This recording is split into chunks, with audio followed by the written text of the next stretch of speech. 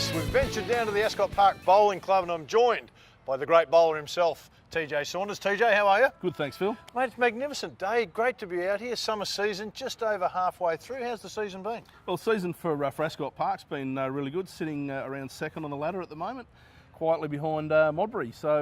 But the season's really good. We've had a couple of night games and a morning game so far due to the heat out, but other than that, it's been a good year. Now, Ascot Park, mate, it's a bit close to home for me. How long has this club been here? All right, so I reckon around the 1960s, so probably when you were a pup. A couple of years head start on me, mate. Let's talk about Bowls Exposed. Of course, You're the entrepreneur, mate, the face of Bowls Exposed. Been going about 2 years. Yeah, we're in our second season. People want to log on and watch it, mate. How do they go about it? Well, we've got a YouTube channel. We've also got a Facebook page, Bowls Exposed. It's also put out there in the links through the Bowls SA website, so plenty of opportunities to see it. And said we're up to about episode number 12 or 13 for this year. Another shoot going on this week, which will be on the end of the week.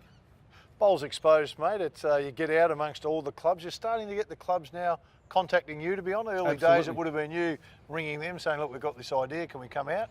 Yeah, well, you're dead right there. Is you sort of get on bended knee and beg to use their facilities. And now, yeah, you're dead right, Phil. There's a lot of people approaching us, and we're trying to give a benefit back to the club as well. So when we're there, we do some interviews with the, I guess, the stalwarts of the clubs or the people that make a difference, some of the characters.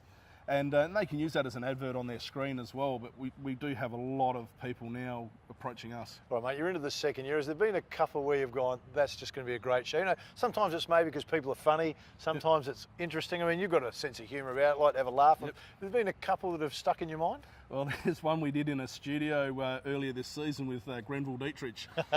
And everyone sitting behind the camera was laughing. I think the producers left most of it on the floor, but it was a cracking. Yeah, that was Grenville a cracking. Might say a few things you're not supposed to put on air. So yeah, well, actually, we Bowls SA have been lucky enough this year to receive the Good Sports Award for responsible alcohol and so forth. And unfortunately, for the way the moves lined up, that happened to be the show that Grenville and I were together. So a lot of that was left laying on the cutting floor, I can assure you. Mate, one of the things that surprised me talking to the people that have come into the studio to talk about bowls is there is a nice social side after it's all done, but there's an unbelievable competitive side about it, isn't there? Well, it's playing a lot of sport as you grow up, and you in football and cricket, and of course dabbling in tennis and basketball, and so you cannot believe the competitiveness of lawn bowls, and you think that for a game for all ages, people just do not, irrespective of their age, lose that competitiveness that they've got. I reckon that's the thing that surprised me most, because you kind of think as you get a little bit older, we get a bit wiser, that competitive edge might drop off. Yep. I reckon it's nearly the other way. I reckon as a youngster, we're reasonably competitive, and we're driven, and you kind of get to that stage where you plateau a little bit. I'm watching these older people, I talk to them, it's death or glory. Yeah, it's no holds barred out there on the bowling green. You know what amazes me though is after that, the great aspect of it is that they're prepared to go inside and it's forgotten. What's on the green stayed on the green. Go and have a few drinks or a chat, and then enjoy the rest of the day. Yeah, the David Rees-Jones white line fever. Yes, there's a bit of that, isn't there? Mate, this bowling green here, we see 3, 4 beautiful greens. How many members would be at Ascot Park, roughly? I think about just over 100, 120, 140 bowlers, and of course you have social members as well. And most clubs will vary anywhere between your 50, 60 up to over 100, which is good. Mate, like all sports, a lot of volunteers. You're one yourself for Bowls Exposed, and the clubs can't survive without it. Are there a lot of clubs that are struggling? Has night bowls help the balance sheet a little bit? As far as night owls go and night bowls, I think it's pivotal for a club's success to get that, not only, I guess, from an income point of view, but from an atmosphere, culture, and getting new people into the club, and getting to know it, and then, of course, bringing their friends in also. We see a lot in sport, mate, where most clubs are just focused on their own, and suddenly there's a club somewhere else that's financially starting to struggle. They almost adopt that attitude of, oh, well, that's your problem. Is there a different culture in bowls? Is there a tendency to jump in and try and help them?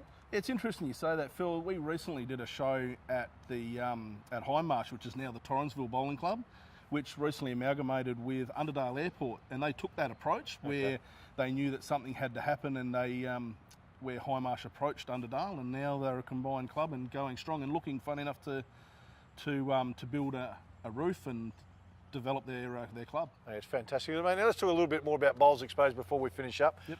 How many nights a week can we watch it?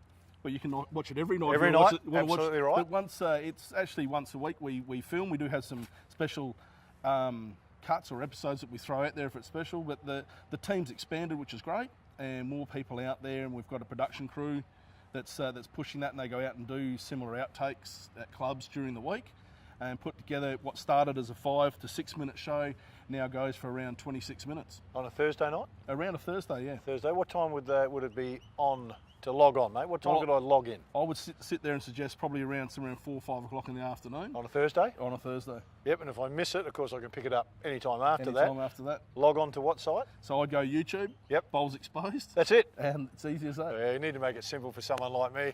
Great to join you always, TJ. If you've got time on a Thursday night or sometime on the weekend you can't fit it in, or even the following Thursday, get onto YouTube, get onto Bowls Exposed. It's worth having a look. It's a great show.